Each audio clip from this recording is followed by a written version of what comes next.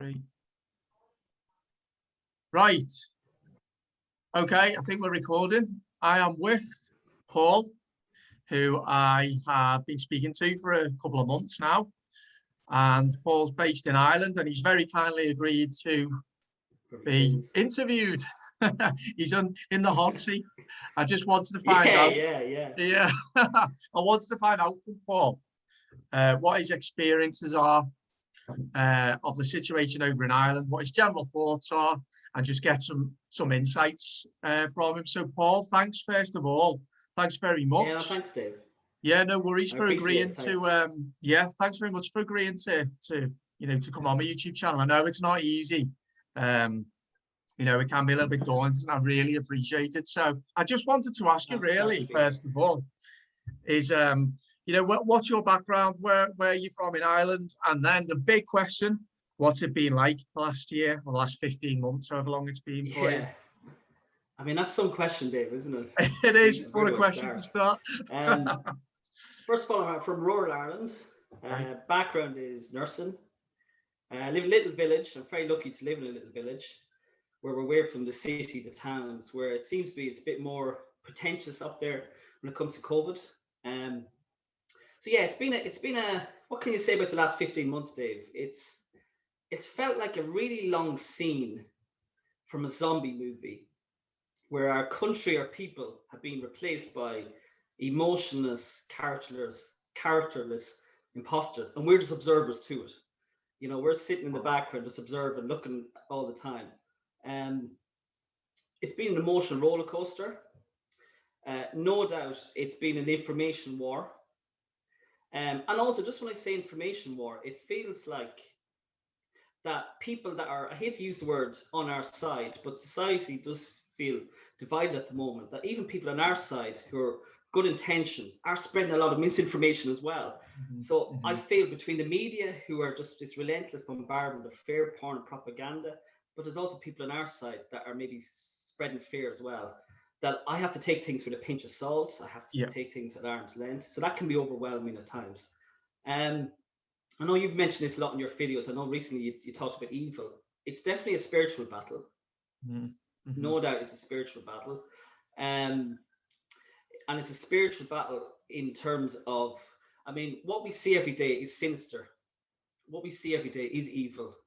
And I'll give you an example of why I think it's a spiritual battle is that at the weekend, we went for a lovely walk. There was a lovely nature trail that we did. And everyone was out, it was glorious sunshine. And I saw 3 kids, probably no more than 8 to 10 years of age, all masked up outside in the glorious sunshine. And they were accompanied by an adult. And I could see one child that was probably 8 years of age. She clearly wasn't into wearing the mask outside. But because of this twisted sense of peer pressure, she felt she needed to wear the mask. And you can see it had this lovely accessory, little pink star, etc. And it's obviously not the children's fault because they're seeing the adults wearing the masks. It's this idea of observational learning, vicarious learning from the children because they see the adults doing it. And when I see that happening, I'm kind of looking around as if to go, are other people seeing what I'm seeing? And people are just oblivious to it. And in a normal functioning society, Dave, I would be contacting a social worker to say, look, I'm after witnessing emotional abuse, I'm after witnessing psychological abuse and physical abuse by what I'm after seeing with those kids. But apparently it's the new normal, as they keep using this word. So that's the spiritual side of things, kind of for me. And then it's this psychological assault. It's been just a relentless bang, bang, bang, bang, non-stop psychological assault with relentless propaganda, indoctrination, fear porn. And it's just, as I said, it's relentless. And no one has been spared regarding the propaganda, regarding the psychological assault. And it seems specifically that elderly people have been targeted with the psychological assault. And I just want to talk about elderly people. I mean, I know we're going to be talking about young people later on, and particularly young men. I think with elderly, I think we all have to be gentle with them. We have to empathize with them. We have to maybe have a greater understanding that they're coming from a place that all they know is authority and respect authority and and listen to the news. So we have to be gentle with them. So it seems like the elderly people have been targeted with the fear and also, which is very cruel and sinister, which young people and specifically children have been targeted with the psychological assault. I mean, I've got a young family and they're on a different, I mean, you saw my little boy last week, we were on the chat. Yeah, they're on a he's different great. level, which is beautiful. They're on a different energy level. And they view the world in a beautiful way. Yeah. Because they have a beautiful innocence. Yeah. And the reason why they view the world in a beautiful way is they have no fear. Of course, but the last 14, 15 months, Dave, the fear has creeped into their, unfortunately, into their psyche, into their mindset, that it's okay to be afraid. So that's quite sinister. And I mean, I was thinking of the Tavistock Institute, that this is straight out of the Tavistock Institute, their psychological methods. You know, so look, and I know you've mentioned in your videos, Dave, that, sorry now I'm giving you a long answer. No, go. It's really interesting. It really is. But you've mentioned in your videos, which is great, is that I'm not surprised by our weasel jellyfish politicians. I mean, in Ireland, our politicians would sell the country out to the highest bidder.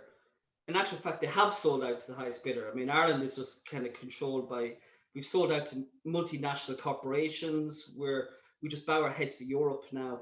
I'm not surprised by our politicians. I mean, I wasn't expecting them to do a Sweden on it, or a Texas, or a Florida on it, and just free the country and let people live as they live. I'm not surprised by our carefully selected health officials or scientists who are bought and sold and compromised and have links to big pharma. I'm not surprised by them. And I'm also not surprised by and I know you call them repugnant scumbag media, you know, who are just activists and mouthpieces for the government. I mean, I don't know if you ever heard of John Waters, Dave. No. He's a journalist in Ireland, but he said that they're not journalists, they're journaliers. And that's how we should call them. You know? Yeah, well, it's like television, live vision, isn't it? It's mostly lies coming out on TV. Yeah. And I know you've said this, that I'm just more frustrated and disappointed with the people in my country. I'm sure you're disappointed with people in your country, in your city of Liverpool. That's right. By your family and friends. I'm just so disappointed and frustrated that they can be so blindly obedient, compliant, complicit, and subservient. We're asking any questions. Completely myopic. Yeah, completely myopic. Yeah. It's I think you've sorry, after you. No, sorry, Dave, go on. No, I think you've made some excellent points there. And you talked about the propaganda, you talked about it being an information war. And it's also an interesting point how you made that even in the ones who are in the, you know, the awakened group, there's even divisions amongst that group of people as a result, I think, of different interpretations of different information. And I also see certain people being put on pedestals, other people being accused of being paid shills, controlled opposition, and all this kind of thing, which is interesting. I think as well, the point that you make, and I've made this in my videos as well, and I think this is what sickens me the most, is that a society that expects its children to sacrifice so much for its adults is one that has seriously become exceptionally and psychologically and emotionally and morally and ethically corrupt. And you make the point about the older generation, because I also agree. I think that obviously just my interpretation is that the older generation, I'm talking maybe 70 and above. I think for the last few decades, you know, they've been used to a world with very, very little threat. They've developed a trust of government and media. And I think you're right. I think we do have to make some level of allowances for them. And obviously I think so. It's not as much their battle to fight. There's still a responsibility for them. There is still a level of responsibility, but it's not so much their battle to fight. They've been so highly conditioned. But as we're going to come to later, we'll talk about maybe the generations in the middle, and that's in particularly the 30s, 40s, and 50s. But I wanted to ask you, how do you perceive the situation in your own home country? Because it seems pretty bad in Ireland now, and you've talked before about Irish people being naturally subservient and, you know, having chains of enslavement to various authorities. So can you talk a little bit more about that? Yeah, I mean, Ireland is, I would say Ireland is an adolescent country in how it approaches things. That we're people pleasers. We always want to be accepted, and we're quite self-conscious as a country what others think of us. So we're always looking over the Irish seas, think, what does Britain think of the Irish? This kind of inferior complex. What does EU think of us? What does the Americans, the Yanks think of us? So we're always trying to people please. We're conscious what others think of us. So therefore, we try to be the best student in the class. Okay. So, and that can filter down into the psyche of the people, because you find then with the whole COVID situation is people are really conscious of what others think of them. What Paddy and Mary in the village think of them if they didn't wear a mask, if they weren't going to take the experimental vaccine. So there's a lot of hang-ups there. So, like, I can give you a few examples of how Ireland has approached COVID, and it kind of maybe is a summary of maybe how we've approached it and handled it. Is when remember in March, April, when we were seeing the images, the people dropping dead in China, and it was quite sketchy. I mean, no one ever goes back to the origins of the virus. That's kind of skipped now. No, we don't talk about it anymore. And the WHO weren't asking, they were quite lenient on China. And if you look at Tedros, the top guy in the WHO, he's an interesting character back in his homeland of Ethiopia. And China and Ethiopia have close connections because it's both communist movement in Ethiopia and obviously China's communist.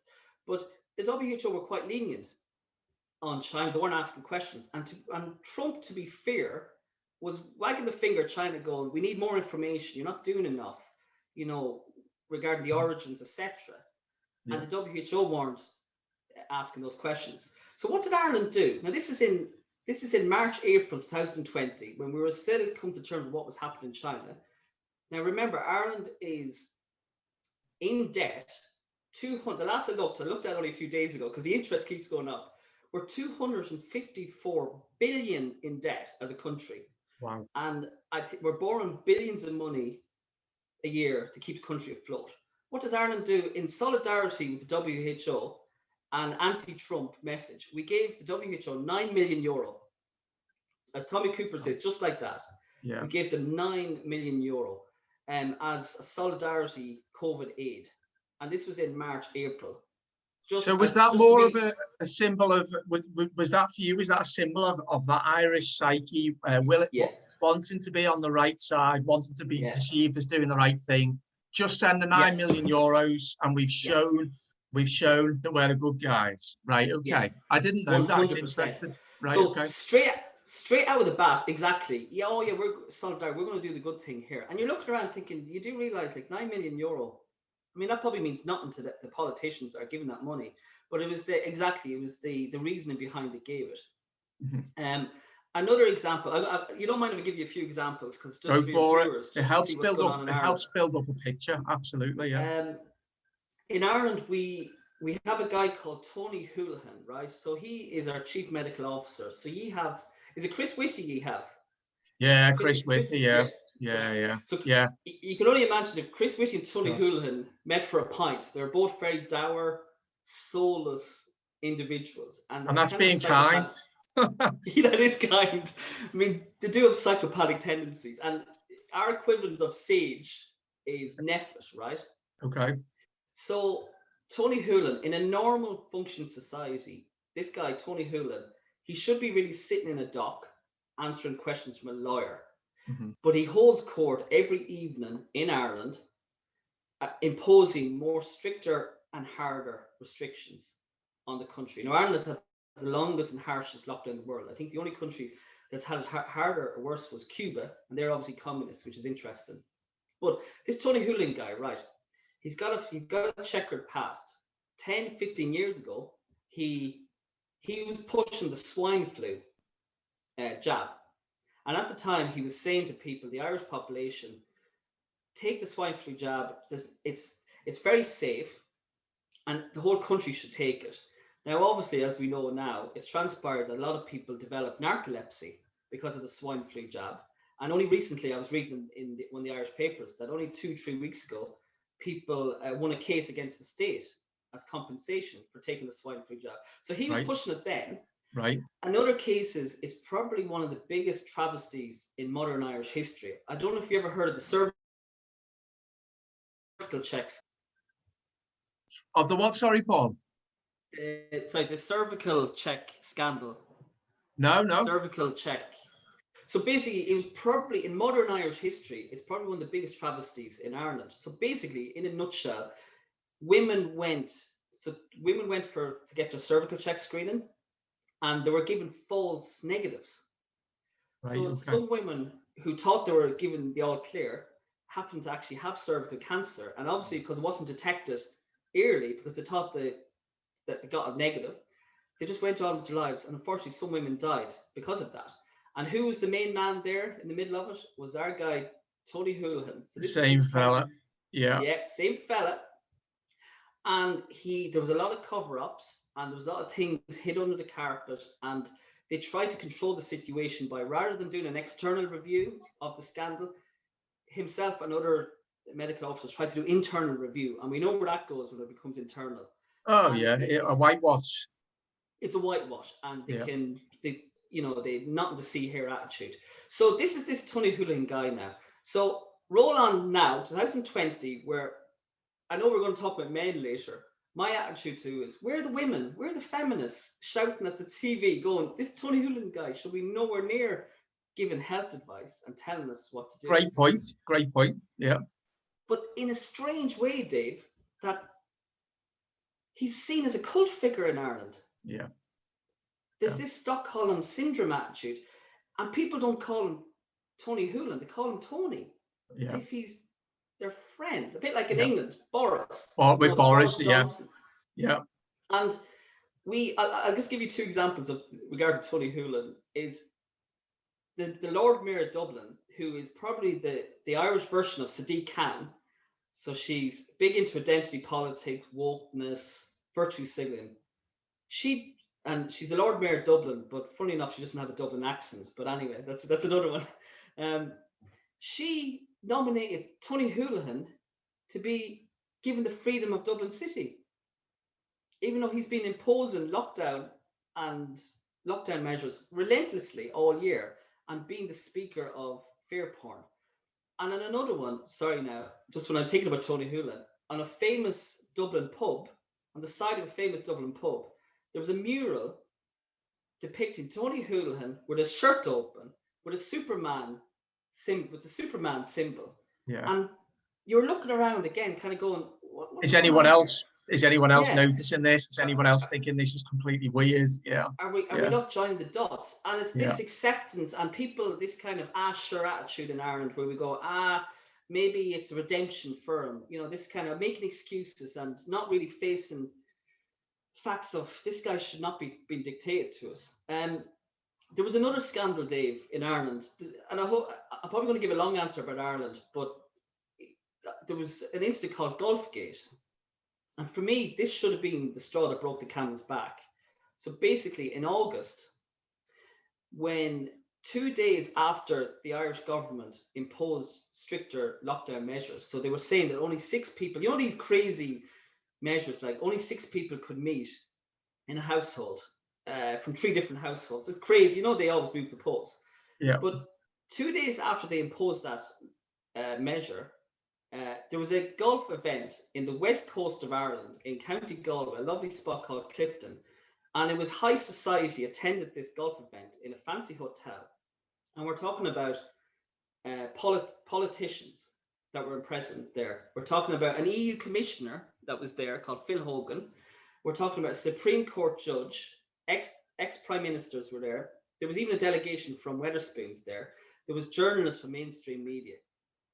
They were all attendants at this gala when the rest of the country were told you can't meet a different set of rules. Yeah. Set of rules. And there was 82 attenders at this gala event, right? 82 in a hotel, drinking, having the grub, whatever. Now, of course, the media were lenient on the politicians. So when it came out, when the story came out, of course, we had the groveling apologies. And a few politicians stepped down from their ministries. And Irish attitude was, oh, well, you know, they stepped down. And I was kind of looking at it from the angle of, no. I don't really care if they step down, because politicians will step down from these positions and they'll lay low for a few weeks and you'll just see them again in another quango. Yeah, of course. Yeah. But Yeah. and I don't really care about that. It was more the point that, do you not see that they know there's no pandemic? They're mocking us. If there was a deadly pandemic, they wouldn't be doing this. So this should be enough for us to go, okay, there's no pandemic. Because as we know with politicians and the elites, they're egotistical. And if there was a deadly virus, they'd be the first ones to be getting vaccinated. They'd be the first ones to get their families vaccinated. To protect themselves. Yeah, absolutely. Yeah. Exactly. Yeah. Exactly. And Irish people couldn't twig to think, okay, well, you know, there was this kind of relaxed attitude towards the whole situation. And then just the last one is RTE is our broadcaster, state broadcaster. Yeah. So it's equivalent to BBC. So the only way I can describe RTE, Dave, is it's like the love child of BBC and CNN. Oh, that sounds horrendous. And throw in your wokeness from Channel 4 and a nice dash of Irish stupidity, and that's your state broadcast, right? Yeah. The state broadcaster there was a lady retiring from the newsroom. And again, this is when Irish people were told that apparently it was when we had really strict lockdowns. We weren't allowed to meet indoors, the pubs were closed. And they had a retirement party. All the newsreaders were constantly reading out the fear porn every night of the week. They had a retirement party for this lady, and there was pictures shown of arms around the lady, no social distancing, no masks. They were drinking champagne indoors. And again, you're saying to people, look, they're literally mocking us. There's no pandemic. Do you not see what's happening here? And people just have this blasé, oh, sure, you know, no big deal. You know, this kind of making excuses for them. And it's very frustrating, you know. It feels like a parallel society, and it feels like a dream at times. I completely understand your frustrations, because, I mean, just touching on just very quickly on it not being a pandemic. I mean, the most obvious thing is, I often say to people, I say to them, I say, do you see a pandemic? I say, do you see a pandemic in your life? Do you see it? If you forget the media test, I say, do you see it? And then I say to them, and also I say, you know, look at the official statistics that are being pumped out. If you want to believe them or not, look at them. Does that just demonstrate to you there's a pandemic? And the best thing of all, and you talk about point out the obvious to people, the blind and the obvious to people. On the UK government's website, it's still there. On the 19th of March 2020, which was 4 days before our first lockdown started, 4 days before that, they downgraded COVID-19 to a non-high consequence infectious disease, i.e. not a pandemic. But the thing is, this is how the propaganda works, because it removes people. I don't fully understand it. And it removes people's ability to be able to think anything other than what they're being told. Now, you talk as well about, and you see these contradictions all the time, don't you? And you say to people, look, it doesn't make sense. That doesn't make sense. That doesn't make sense. That doesn't make sense. But it's like they can see it, but they can't see it. Now, you talk about a cult, and I think cult is the right word. Because cult of COVID. Absolutely, cult of COVID. Now, I think this is, I did a video about this the other day, and I wanted to get your opinion.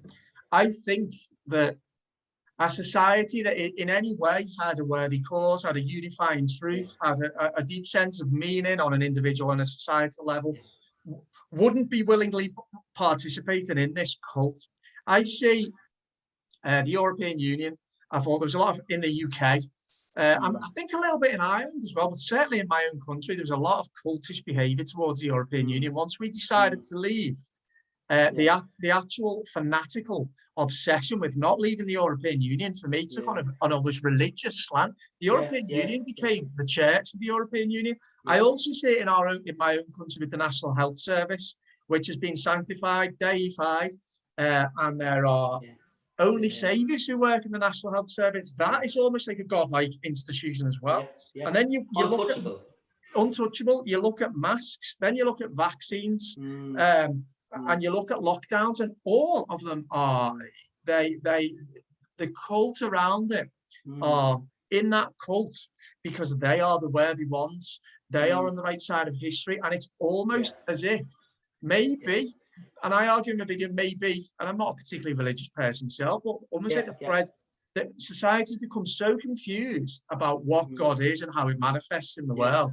The demise of religion in the West, you know, even in your country, I'm sure, Sarah, in the UK, it's almost like the European Union, the National Health Service, the wearing of masks, the participation in lockdowns, and the following a doctrine, following health doctrines and political doctrines. It's almost like, you know, in medieval times, following the Bible to the nth degree. And any dissenters, any heretics who are burned at the stake there are now ostracized from society, or tempted to be ostracized from society. So I just wanted to, I try and get really deep into the weeds. You know, does that make any sense to you? No, 100%. I'd agree. I mean, it does feel that people are under a spell at the moment, and they're in this haze, this hazy days of they're bamboozled and perplexed. And as you say, they're under the spell of COVID, the cult of COVID. And it's an exclusive club, Dave, that we're lucky enough we're not members of. Oh God, thank God, yes.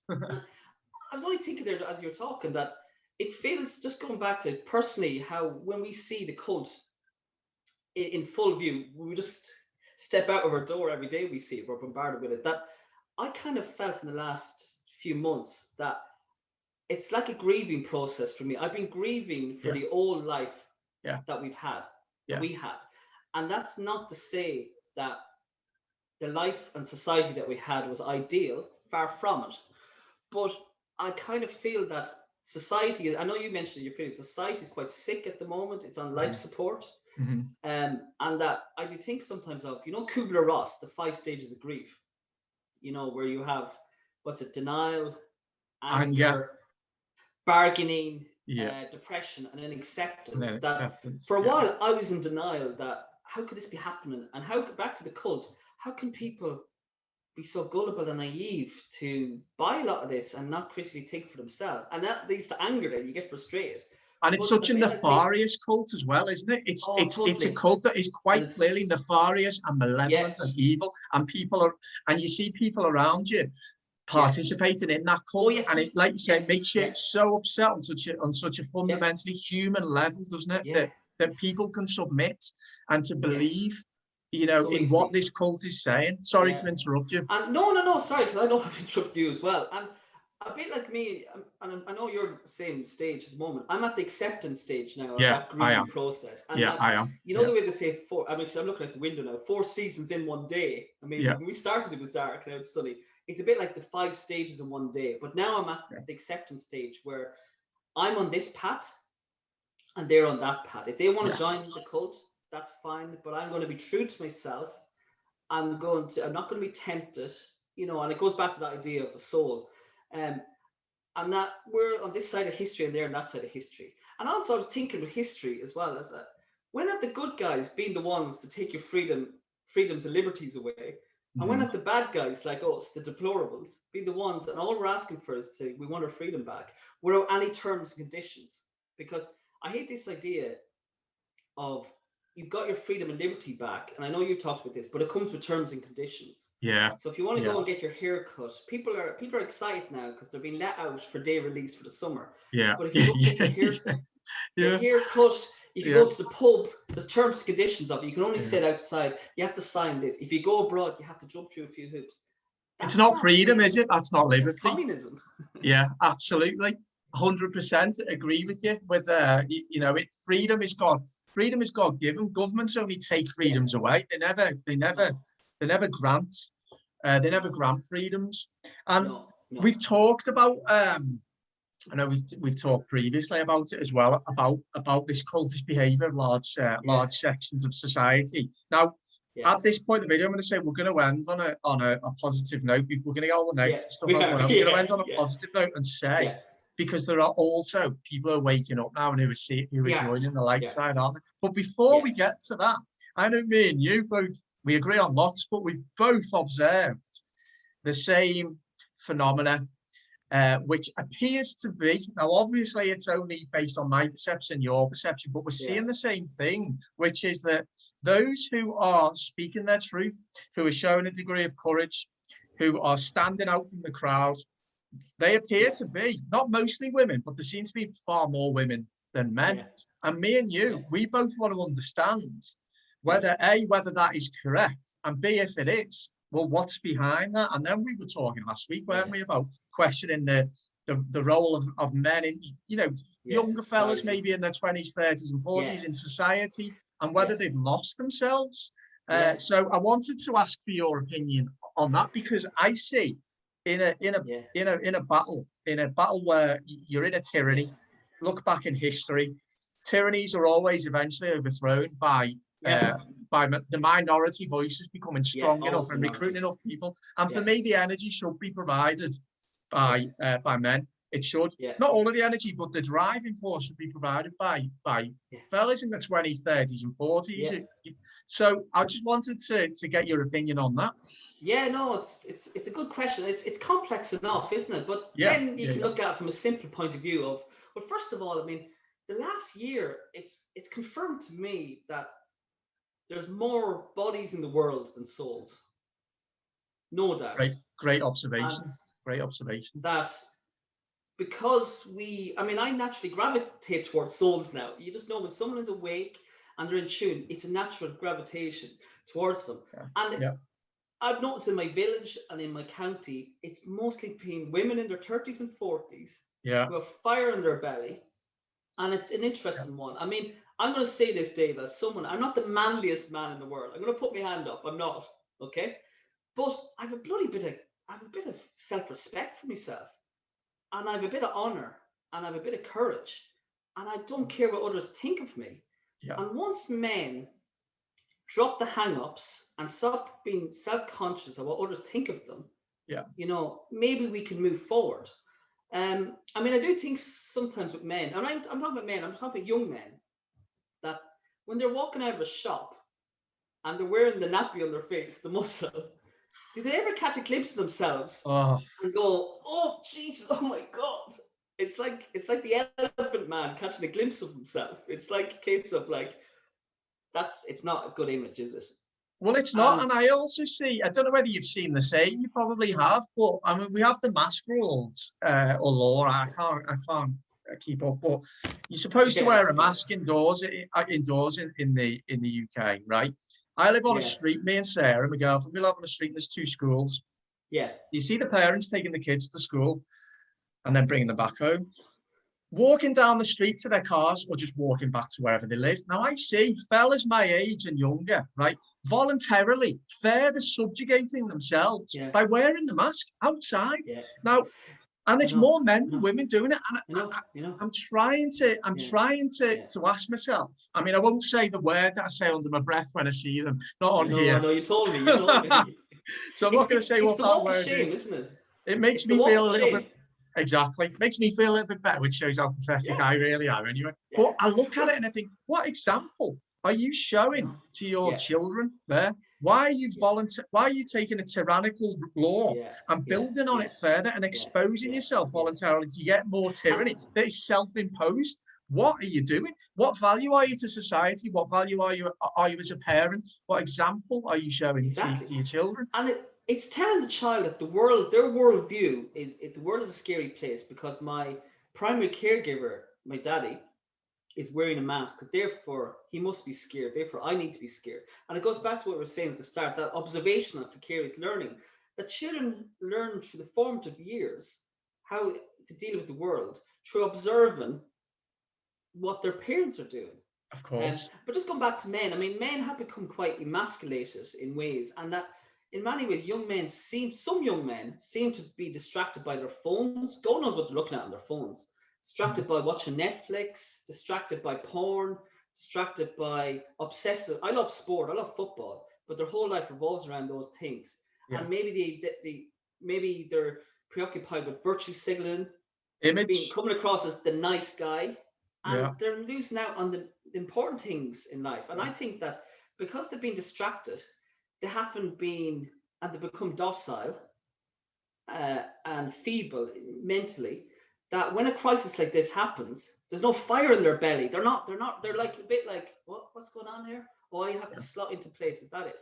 And I was looking at actually that nature trail that we went on, I saw a lot of stuff on that nature trail. I was talking about the children with masks, but I saw a group of young men outside, you know, wearing the masks. And again, I was looking at them and I was thinking to myself when I was observing them that, I mean, we're always hyper vigilant, aren't we? We're always looking at stuff now. I mean, maybe sometimes I'm scanning too much. It can get overwhelming. But I was looking at them and I was thinking to myself, is it worth it, lads? Is it worth it? Because in years to come, you're going to wonder why you can't get a job. You're going to wonder why you're still living at home with your parents because you can't afford a home. You're going to wonder why you're feeling a bit down, you know, and all those other issues that's going to come post-COVID. To talk about long-term COVID, but that's going to be the effects of long-term COVID is the mental scars left on young people. You know, 100%. Yeah, absolutely. And then I think with men as well, that is it ego? Is it a case of men in general, they don't want to admit that maybe they've been hoodwinked, maybe they've got this really wrong, like in terms of really poor discernment skills, that they can't admit that they got this wrong, so they're going to just pull on through. I'm going to wear the mask, even though they're not going to ask any questions. They're going to get that vaccine because they don't want to admit that maybe they've judged this really poorly. And that's a hard place for people to be, to admit when they're wrong, to being really dogmatic and really stubborn, because it takes a braver man to admit that maybe they got something wrong. And I'm not perfect either. I'll admit if I'm getting things wrong, but it does feel that they're quite fixed and concrete on their views, and they're not going to veer off it. And that's a tough place to be, isn't it?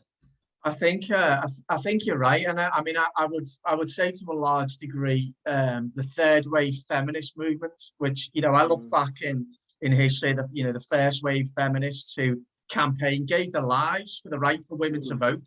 They really did fight for cause. The second wave feminists in the 50s, 60s, and 70s who campaigned for equal rights of women at work. Now I look at these third wave feminists now, who, you know, spearheaded by the BBC and the Guardian and the whole kind of like woke-topia, right? And I look at them and I think, all I see is hatred, intolerance, and division. I don't see a society where women are oppressed by the patriarchy, which isn't to suggest that in some ways they are, because they still are in some ways, but so are men. So we're not there as a society, so that's fair enough. But when you combine this kind of, as I see it, left-wing woke, communist, I would say, ideology, which incorporates identitarian politics, which is based on a hierarchical system of oppression. And I think many men have actually succumbed to this idea or this ideology that if you're a white man, if you're a white straight man, you're the oppressor and you're to blame for everything. So you shut up now, and we're going to tell you what to do. And we're going to subjugate you, and you're going to emasculate yourself. And you haven't got a role to play in society. And it needs fellas to realize that is all absolute bullshit. Right? What is people's? I was going to ask you, Paul. What is the word that I always come back to is truth. And I wanted to ask you, what does the word truth mean to you? Because I feel that we've got a very damaged relationship as a society with what truth is. What is truth to you? I know it's a hard question. Yeah, I mean, the way I kind of look at that is, if I'm looking at situations where I'm being rational and logical, and I'm taking the blinkers off, that's for me is the nearest thing to truth. That I'm not compromised. I'm not listening too much to the garbage from the TV. I'm not reading too many papers. I'm being able to make my own mind up on things and getting other advice and tips. And for me, that is the truth, just for me personally, that I'm able, as I said, to look at things in a rational, logical, practical way. And if I do that, I feel I'm getting closer to the truth. That I don't feel I'm being influenced, because I think people at the moment are influenced by the media, and that's not a truth. They've been told what to think. They've been told how they should live their lives. You know, so I think that's the way I would view truth. How about yourself? Well, I'm interested in for me, the truth doesn't exist. I look at the world now, and I acknowledge to myself that there may be a grain of truth in what anybody says, what anything that I read, anything that I see, and I try and extrapolate and just pull little things together. For me, personal truth is different. Personal truth, and that's when it comes to expressing what we once we've got an idea of who we are, where we think we fit into this world. It's then being confident and brave enough to express our personal truth by rejecting the behaviors that we know that we've deemed to be morally wrong ourselves, and by taking a stand. And I know that that's what you're doing, and I wanted to find out why the likes of me and you do that, whereas you've got other people who are awake to some level, who can see that they're not being, who can see that they're being lied to some degree, but yet they don't express themselves authentically. They rein themselves in and allow themselves to be controlled still. So why do me and you not do that, but they do? And how does that fit into truth? Does that make sense? There's no introspection, is there? No. There's no introspection. There's no self-analysis, self-examination of. If you want to, like, I think it's called downward arrow technique. If you really want to nail it down, that introspection of, I think you said earlier, that does what I see on the TV and hear on the radio and read in the newspaper, does that translate to my own personal experience? And it doesn't. I mean, I don't see it. I don't hear an ambulance in the background. I know we're being cynical here, but there's none of that self-examination of even what is a case? What does it mean to be a case? How can asystematic people be tested?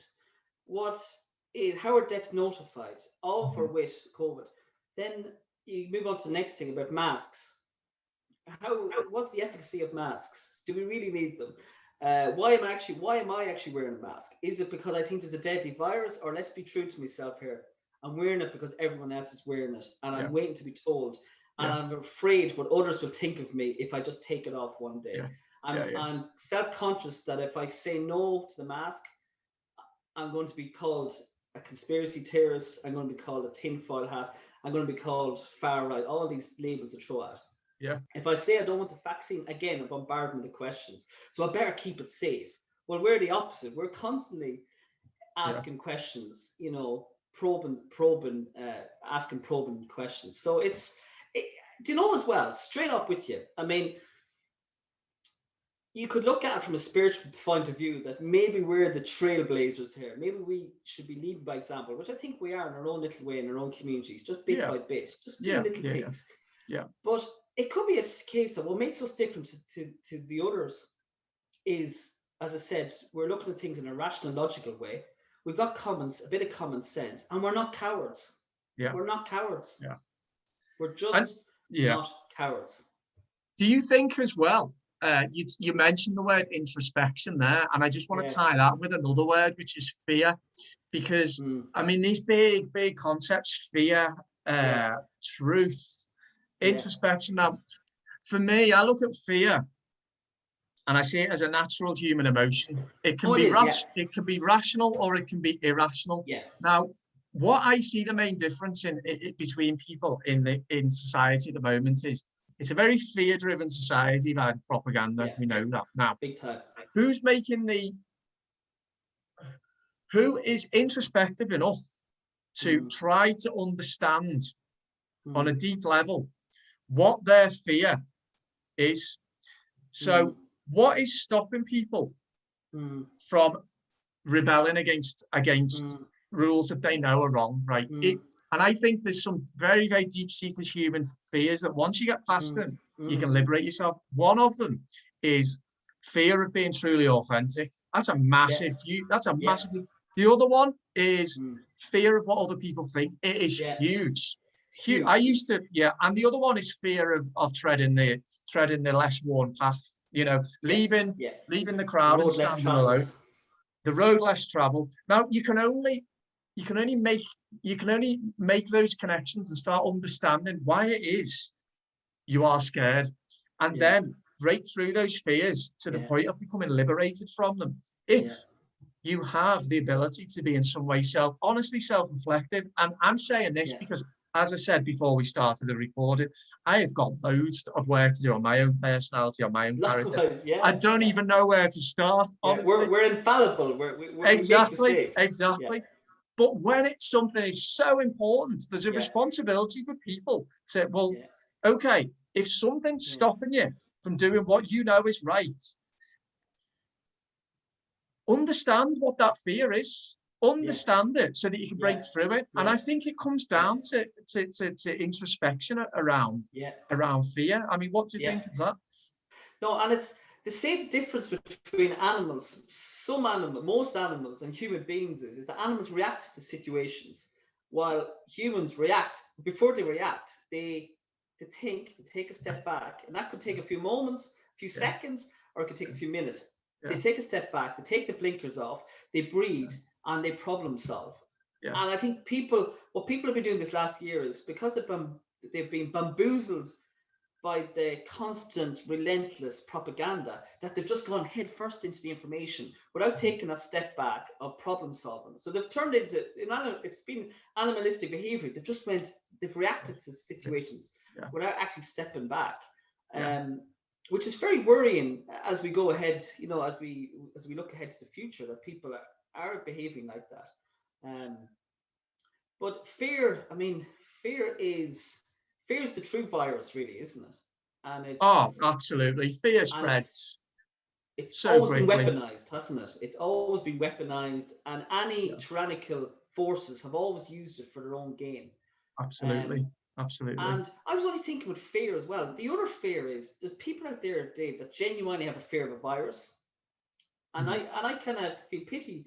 I feel sorry for people like that. But then, as we were saying, there's the fear of stepping out of your comfort zone. People are afraid to take the mask off, to say, no, I'm not getting that vaccine. And that's the most common fear that we're seeing. Absolutely. That people don't want to, for fear of what Mary and Paddy will think of them. But we've all seen what fear does, and that's why they use it as a weapon. What fear does, it makes people vulnerable, it makes them fragile, it makes them hyper vigilant. They're always looking around. It makes them hypersensitive. They avoid situations. They isolate themselves. And you can see why fear has always been a weapon, because you can trample on people who are scared out of their wits. You can take advantage of them, and it's always been used as a weapon. And it's I mean, you don't mind me talking about it. I was thinking of children, the impact of fear on children. And you're talking about parents, kids seeing their mother and father wearing a mask and talking about COVID constantly. Now, what that does to the young mind. And I kind of envisage a scene in 10, 20 years' time when these children and teenagers are in front of a doctor, and they're coming in with acute anxiety, definitely OCD. OCD will definitely be developed from severely mentally damaged. Severe, OCD, and definitely health anxiety and panic attacks and agoraphobia. And I have kind of a background in healthcare, and I've visited a scene where the doctor is doing like an assessment, and they're doing like a longitudinal formulation, so it's kind of like just joining the dots together about where all this anxiety and OCD features and symptoms developed. It's like a scene from, when you look at a movie and they go, who done the crime? And there's all these arrows and regarding timeline. And you can nearly see, like, when you're talking, in the future, when they're talking to this person and they're saying, could you tell me a little bit about your rules for living? Could you tell me about your core beliefs? Could you tell me about your behaviors, your safety behaviors? And could you tell me when it all started? I can just see all arrows going to 2020, 2021. And they'll say, I developed my anxiety, my fears from when COVID happened. And I was just observing what my parents did. And I developed, fears and core beliefs from that. And you would hope the follow-up question would be, is that how were your parents during all of this? And I envision the scene where the child would go, well, my parents were all masked up and they were constantly shouting at each other. There's more cases, so there's more deaths, so there's another variant. And you can see what that does to the young brain. And then when you look at like the predisposing factors, the precipitating factors, like what was the critical event that made one anxious, what's maintaining it, it will all go back to what's going on right now in 2020. And I just think, can parents not see this, the harm that they're doing to their children, where I try and lead by example with my own kids of just calmness, protect them, that they look at Paw Patrol. Look at the sport on TV, as far away from COVID as I best possibly can. You know, they were saying like the difference between maybe a 1980s parent and a 2020 parent, or 2021, is like a parent 20, 30 years ago would have been like, you know, it's like that song, "Don't you worry, child, can, you know, just enjoy yourself." Well, parents now, it's, you have to be worst scared. case scenario, apocalyptic thinking, isn't it? It's apocalyptic, and don't you know there's a deadly virus out there? And it's scary to see the damage, the untold damage that has been done to children. And then you have teenagers who have been, in many ways, they're not scared. They've been socialized, you know, to wear the mask. And you can see that teenagers have been prepped and primed for this for a while in terms of social engineering, programming, indoctrination regarding climate emergency. They've, you know, for the last few years, they've been bombarded with Greta Thunberg, climate change, and be a good citizen. And you can see why teenagers have kind of slotted into, you know, being responsible and cautious, when really teenagers should be irresponsible, rebellious. The tables have turned a little bit. They've bought into I think that's a massive danger. We're going to finish on the positives, but I think that's a big danger, is that there is a section of society now that has bought into the collectivist mindset, you know, the collectivist approach, which is, as history has proven time and time and time again, we know where that eventually ends up. When you talk about this, so I'm going to wrap it up now on the positives. To say, first of all, just quickly, you mentioned about I see society divided into three now. And I think as we go forward, society is going to split. I really do. I think there's going to be one that's more based around altruism and individuality and liberty and freedom, and another one that's based around collectivism, and it wants to be controlled and it's happy to be enslaved. I do see that. So the three sections, I think it's quite a small percentage, I would suggest now, that is completely brainwashed, thinking that the virus is the big killer and all that. Those numbers are fairly small now. And like you say, I don't know what to do with those people. I don't know. The brainwashing is so strong. I just write them off now. I don't know what to do with them. I feel, you use the word pity. That's the word. It's pity. Now here's the positives though. I've got people in my life, right, who go back to last summer. I felt completely alone when I woke up. I felt completely alone. I've got people in my life now who've also gone on that journey, that awakening journey now, and it gives me such as I always say to myself, I've got massive respect for anybody who's been willing to take a step back, admit that they were fooled, because that is a painful process. So there are people who are waking up. There's people who are waking up though, and who are doing something about it.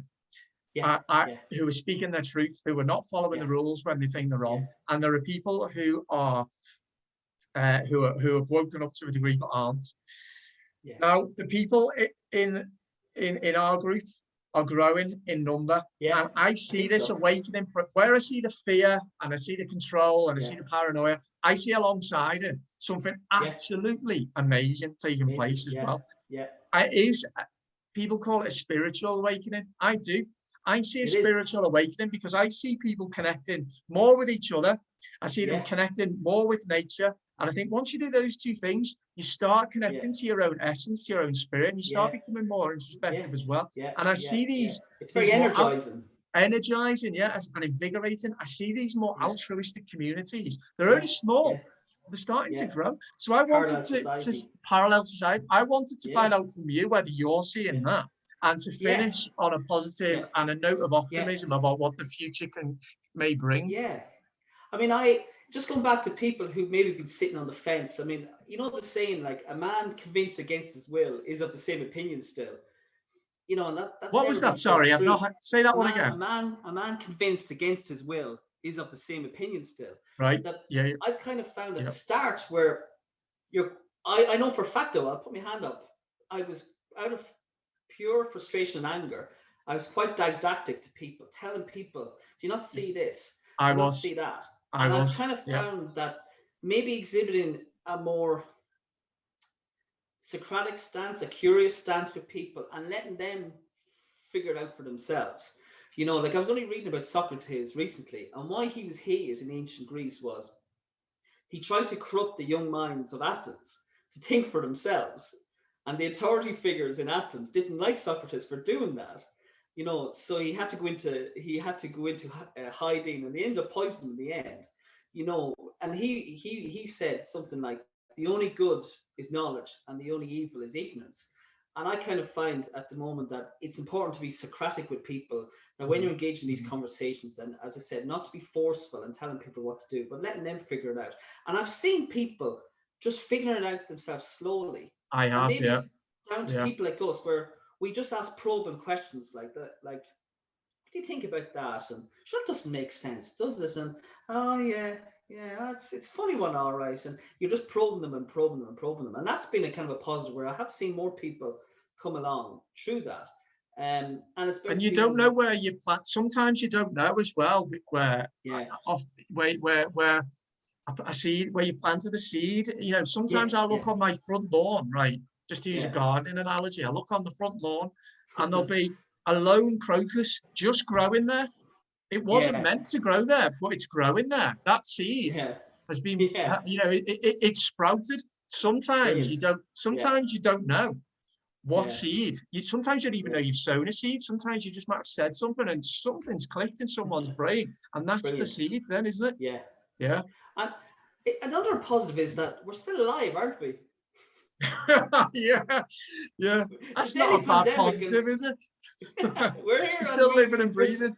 we're dodging this pandemic left, I right, and know. center. I mean, I know. we're both laughing here. Humor has been so important. I don't think I've Yeah. ever laughed as much because Yeah. with all the absurdity and the ludicrous things you see, like the clown world that we live in, you could get angry by some of the crazy stuff you see, or you can just laugh. Yeah. And like, for instance, I saw two old fellas recently, and I know for a fact if I saw this 6 months ago, I would have been angry, but I had to laugh.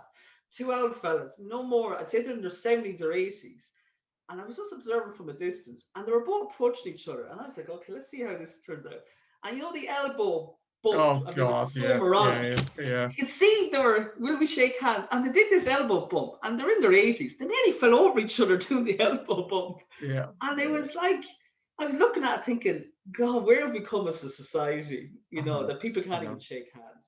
And you have to laugh. And I mean, I know I'm a big fan of Alex Belfield, has been brilliant. Yeah. Andrew Lawrence is another great guy that's been Is he brilliant. the comedian?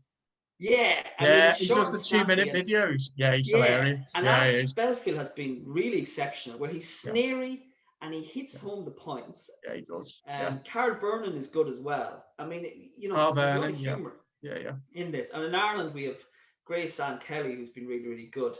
So sometimes you have to kind of not sweat over the small stuff as well, and kind of see humor. And that's again us leading by example, that when we're walking down the street, we're kind of going, look, I'm happy, I'm pleasant. I don't have the mask on my face. You know, I'm a free man here, and Yeah. I'm living my life as best as I can under the tyrannical circumstances. Yeah. Like another positive for me is meeting new people, as you said, meeting new people in my community, and we've had a meet up, and it was, as you said, it was energizing to meet like-minded people Yeah. who have similar viewpoints, and that doesn't mean that we're all agreeable either, but it is energizing to meet people who are on the same wavelength. I'm learning as well, so there's a few people that are. I know you talk about your planting. I'm learning tips how to sow seeds. I'm a country boy and I can't even grow potatoes. It's embarrassing. But look, it's great to meet these people, and we wouldn't have Yeah. met It is. them without COVID. So it's like it's been an unintended positive consequence.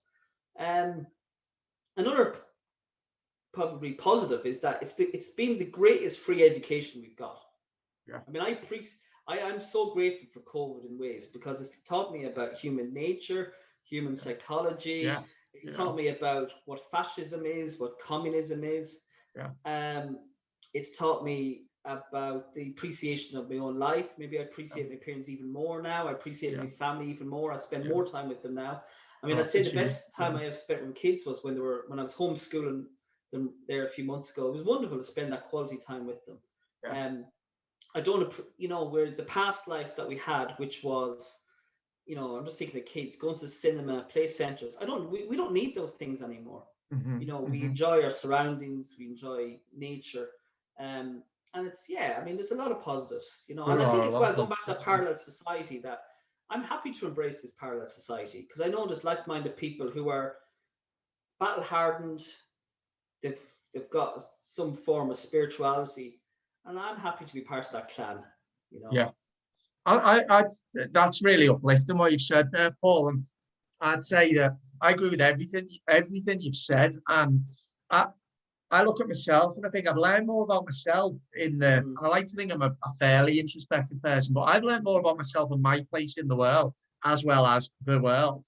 But I've certainly learned more about myself in the last 15, 16 months than the previous mm, 37, 38 years yeah, combined. You also use the word battle hardened. And I think once you realize you've developed that yeah, real resilience, yeah, once you've gone through that grieving process that you talk about, you realize mm, that so much of what you believed in isn't real, and that so much of mm, what was always there you didn't see, and now you've yeah, seen it and it upsets you. yeah, Once you realize the world for what it is, yes, you mm, can see the evil, and it is emotionally traumatic at first, mm, but you also see the light. You see the goodness, and you do yeah, start attracting. I like yourself. Well, exactly like yourself. We only met a couple of months ago. I've attracted new people into my life. yeah, I've found yeah, out more about people in my life, and I've yeah, also, when I've seen other people around me go through the same journey, and yeah, it's made me develop all the more gratitude and appreciation and respect yeah, for the ones yeah, that have gone through the journey, yeah, yeah, the same grieving process, and I've yeah, come out fighting and said, no, yeah, we are up against this tyranny, but we will yeah, not bow down to it. And if we yeah, need to be the trailblazers, we'll be the yeah, trailblazers. yeah. So there And is a lot of I, optimism.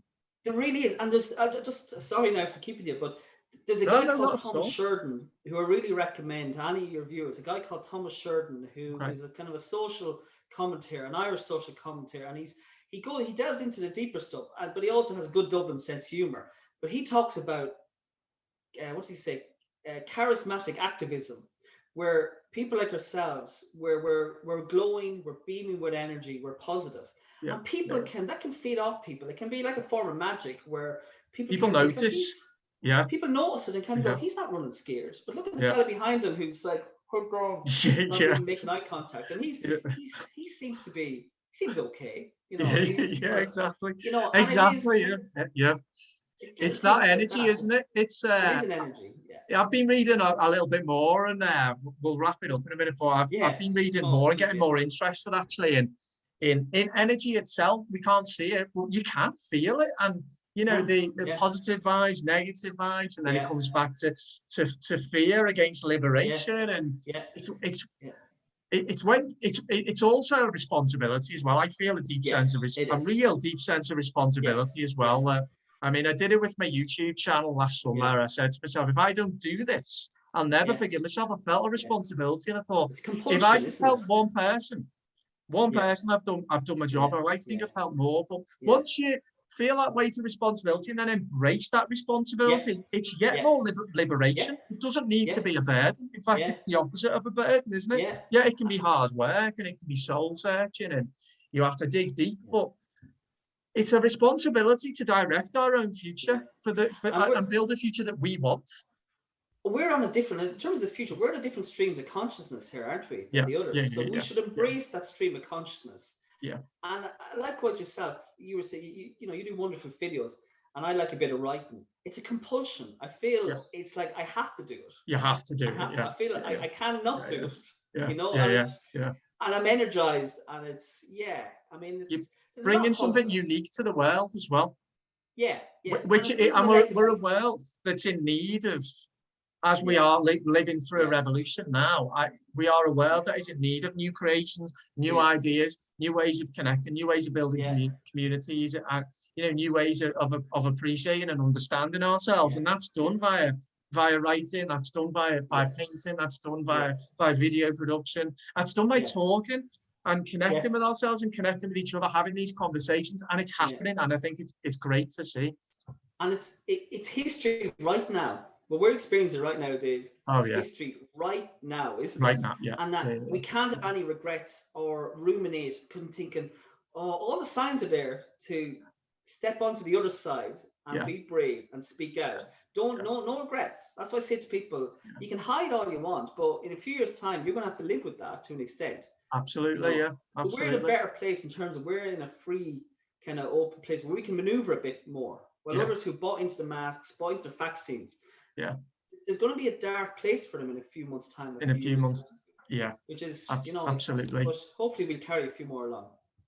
Yeah, I think you're right. And you talk about history as well, is people have to remember history will judge this period different than the media, and many people are judging it right now. And I think you talked about children as well. I mean, it must be a real sense of pride to you that, you know, when your kids are old enough to look back and see what's happened, what we're living through now, and they'll say, and they will ask you, won't they? They'll say, well, what did you do? And you'll be able to say, well, you'll be able to say, well, I stood up for your rights. I stood up for your freedoms.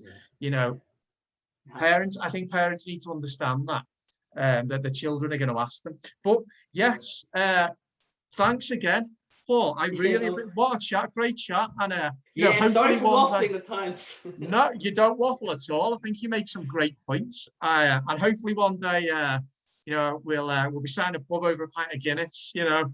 Exactly. And having a chat, having a proper chat. But it's been absolutely great. And yeah, thanks again. I'll get it uploaded at some point today onto my YouTube channel. And I'm sure people are going to be really interested with what you've had to say, your experience and what it's like in Ireland. So yeah, thanks again, Paul. No, I appreciate it. And keep up the good work in your videos as well. It's really Thanks very much. I'll stop the recording now.